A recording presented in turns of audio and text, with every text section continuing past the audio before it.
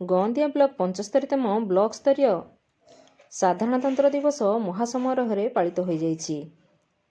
Block mini stadium ठारे अनुष्ठित उक्त उत्सव में मुख्य अतिथि भाव गौंदिया पंचायत समिति अध्यक्षा रीनाराणी खटुआ योगदान करी जातीय पताका उत्तोलन करने सहित मिलित प्यारेड रे अभिवादन ग्रहण करथिले।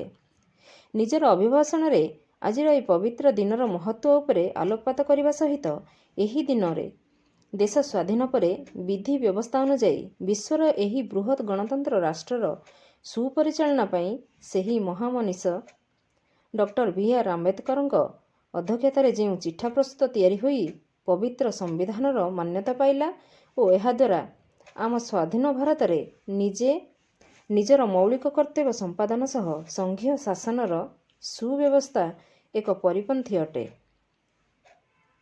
एवं एही दिन पई अनेक गुरुत्व बहन करे।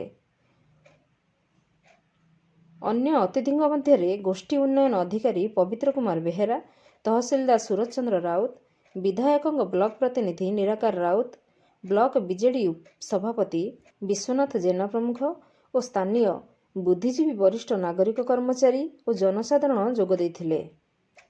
शेष में उक्त दिवस पालन परिप्रेक्षी में अनुष्ठित विभिन्न प्रतियोगिता रे कृति प्रतियोगी मानकु अतिथि माने पुरस्कृत करथिले।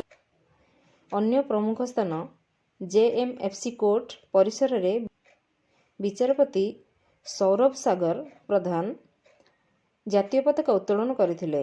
अन्य कार्यालय तथा तहसील रे तहसीलदार सूरज चंद्र राउत, गौंदिया थाना, निहाल प्रसाद थाना, गोष्ठी स्वास्थ्य केन्द्र, दमकल केन्द्र, डाकघर, विभिन्न बैंकिंग संस्था, गौंदिया और पौरुहगज ग्राम पंचायत कपिलास उच्च माध्यमिक विद्यापीठ, गौंदिया उच्च विद्यालय, सहदेव विद्यापीठ, सरस्वती शिशु मंदिर, विभिन्न प्राथमिक विद्यालय, युवक संघ आदि मानकरे 75तम साधारणतंत्र दिवस महासमारोह पालित हो जाइछि।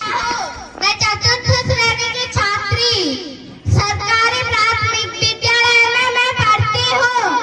मैं लक्ष्मी बाई महाराज गंगाधर राव की पत्नी नोबेल प्राइज के मधु मैं प्रतिज्ञा करती हूँ जब तक मेरे शरीर में रक्त है, जब तक मेरे हृदय में धड़कन है, जब तक मेरे श्वास में प्राण है, मैं पूर्ण निष्ठा से भारत माता की सेवा करूंगी, नहीं झुकने दूंगी भारत माता का स्वाभिमान, नहीं झुकने दूंगी मातृभूमि का मस्तक।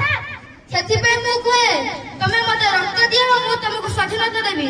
ସମସ୍ତ ମୋ ସରକୁ ଭାରତ ମାତା की जय, भारत माता की जय, भारत माता की जय।